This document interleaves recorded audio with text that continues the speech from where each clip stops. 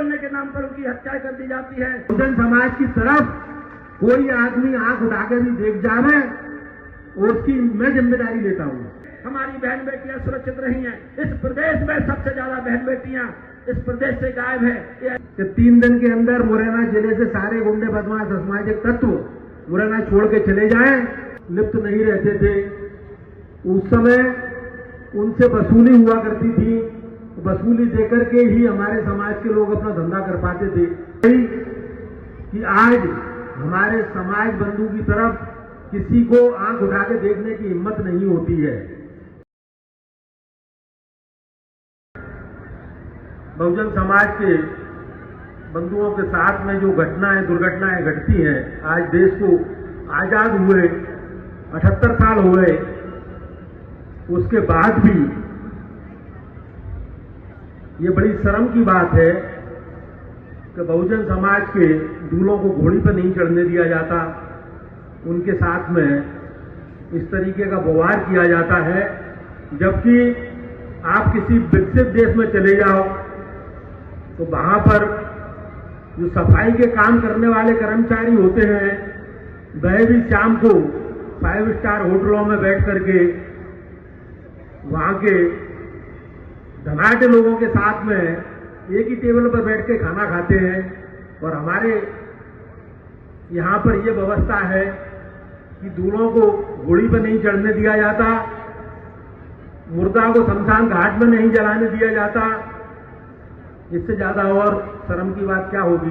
आज देश को 78 वर्ष हो गए आजाद हुए और उसके बाद भी बहुजन समाज के बंधुओं के साथ में इस प्रकार का व्यवहार होता है, ये बहुत ही शर्म की बात है। मैंने मान्यवर काशीराम जी का 1990 का दशक देखा है, जब काशीराम जी ने बहन मायावती जी के साथ में मिलकर के समाज के संगठन को खड़ा किया। उनसे ही सीख करके 1994 में हमने अपने समाज को एकत्रित करने का काम किया। आज 31 साल हो गए। काशीराम जी की प्रेरणा को लेकर के जो हमने अपने समाज को एकत्रित किया, आप लोगों को सुनकर के हैरानी होगी। अभी पिछले वर्ष इसी समय पर चुनाव के समय हमारे प्रदेश अध्यक्ष पूरे मुरैना श्योपुर लोकसभा के क्षेत्र में हमारे साथ में चुनाव प्रचार में गए। शहरों के अंदर खुद प्रदेश अध्यक्ष जी ने देखा कि हमारे समाज के 90% बंधु सड़क पर आकर के हमारे साथ में उन्होंने चुनाव में सहयोग किया। आज हमको इस संगठन को खड़े किए 31 साल हो गए और आज भी हमारा समाज कम से कम 80% संगठित है, एक आवाज में खड़ा हो जाता है। बनिया समाज आप लोग सब जानते हैं, समझते हैं। मुरैना जिला भिंड मुरैना डाकू समस्याओं से ग्रस्त हुआ करता था और सबसे ज्यादा डरा सहमा समाज रहता था तो हमारा समाज रहता था, बनिया समाज रहता था, क्योंकि हमारे समाज के लोग सिवाय व्यापार के और कुछ चीजों में लिप्त नहीं रहते थे। उस समय उनसे वसूली हुआ करती थी, वसूली देकर के ही हमारे समाज के लोग अपना धंधा कर पाते थे। जब 1994 में हमने आकर के संगठन को मजबूत किया, उसके बाद में स्थिति ये हो गई कि आज हमारे समाज बंधु की तरफ किसी को आंख उठा के देखने की हिम्मत नहीं होती है। कोई भी घटना दुर्घटना उनके साथ में होती है, हम लोग एकत्रित होते हैं, प्रशासन से जाके बात करते हैं और हमारी उन घटनाओं का निराकरण 7 दिन के अंदर अंदर हो जाया करता है। काफी समय से बहुत नजदीक से देखता आ रहा हूं। 2018 से पहले बहुजन समाज के लोग बहुजन समाज पार्टी को ही अपना वोट दिया करते थे। 2018 के बाद में जब 2018 के विधानसभा के चुनाव हुए, बहुजन समाज का वोट चला गया कांग्रेस की तरफ और मुरैना जिले की 6 में से 6 सीटें कांग्रेस ने जीती। उसके बाद में जब 2023 का चुनाव हुआ तब भी 6 में से 3 सीट भाजपा ने और 3 कांग्रेस ने जीती। मतलब हम लोगों का वोट आज कांग्रेस की तरफ डायवर्ट होने की वजह से बहुजन समाज पार्टी बहुत कमजोर हो गई है। आज इतने कम समय के नोटिस पर आप लोग इतनी बड़ी संख्या में यहां उपस्थित हैं। यदि ये सब लोग अपना मन बना लें और वापस एक बार बहुजन समाज पार्टी की तरफ लौट के आ जावे, तो मैं आपसे बहुत ज्यादा कुछ नहीं मांगूंगा। मैं अब की बार विधानसभा के चुनाव में आप लोग हमारा सहयोग करके 2-3 विधायक हमको दे दो और एक मुरैना का मेयर हमारा बनवा दो। मैं आपसे गारंटी करता हूं कि बहुजन समाज की तरफ कोई आदमी आंख उठा के भी देख जावे और उसकी मैं जिम्मेदारी लेता हूं। आज की तारीख में हम देखते हैं हमारे मुरैना जिले के अंदर पुलिस का डर नाम की चीज नहीं है। मैंने ऐसे अधिकारी भी देखे हैं जिन्होंने आने के बाद ये घोषणा कर दी कि 3 दिन के अंदर मुरैना जिले से सारे गुंडे बदमाश असामाजिक तत्व मुरैना छोड़ के चले जाएं, अन्यथा मैं उनका एनकाउंटर करा दूंगा। और 3 दिन जब हुए, जब मुरैना से सारे जितने भी असामाजिक तत्व थे वो मुरैना छोड़ के चले गए। चाहे भले ही वो अधिकारी मुरैना में 6-7 महीने ही काम कर पाया, पर उसने अपने समय में मुरैना में किसी भी असामाजिक तत्व को कोई घटना दुर्घटना करने नहीं दी।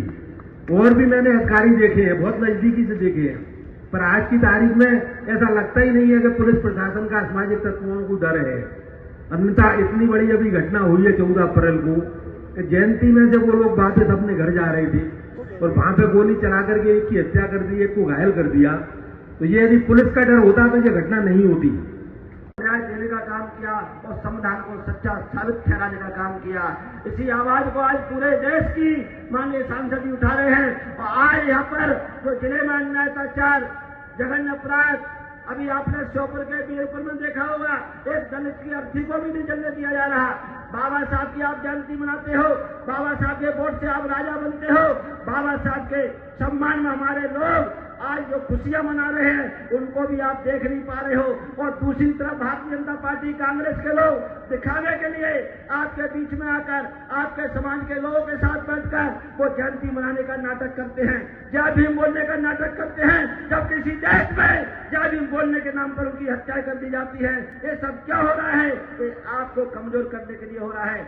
आपको इस बात का फैसला लेना है कि सच्चा कौन है और झूठा कौन है। इन लोगों ने हमारे इस देश में जब से बहुजन समाज पार्टी बनी है, इस देश में समाज को टुकड़ों में बांटने का काम किया। इस देश में सामाजिक संगठन बनाकर छोटी छोटी पार्टियां बनाकर बहुजन समाज पार्टी को कमजोर करने का काम किया। और ये बहुजन समाज पार्टी को कमजोर क्यों कर रहे हैं? फिर हम इनके ऊपर अन्याय अत्याचार करेंगे। ये हमारे बीच में आपको देखने को मिल रहा है। आज आप पूरे जिले में जाकर चले जाइए, आज हर आदमी भयभीत है और जबकि भयभीत होने का कोई कारण नहीं है।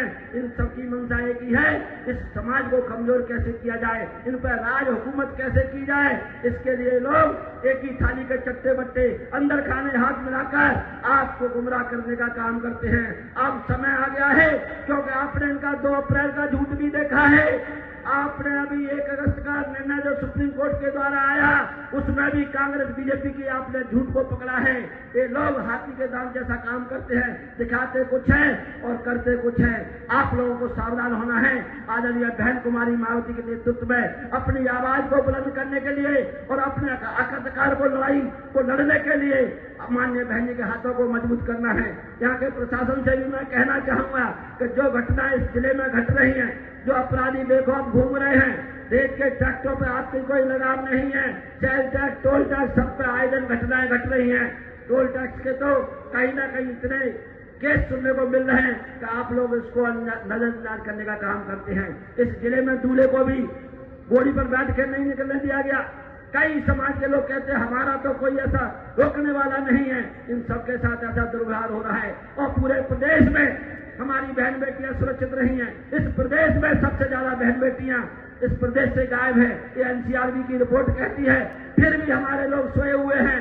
आपको अपनी आवाज को बुलंद करने के लिए जागना होगा और अपनी इस वोट की ताकत से आदरणीय बहन कुमारी मायावती हाथों को मजबूत करके अपनी शक्ति को पहचानना होगा। तभी आपकी जुल्म जाति आपके ऊपर कमजोर होगी।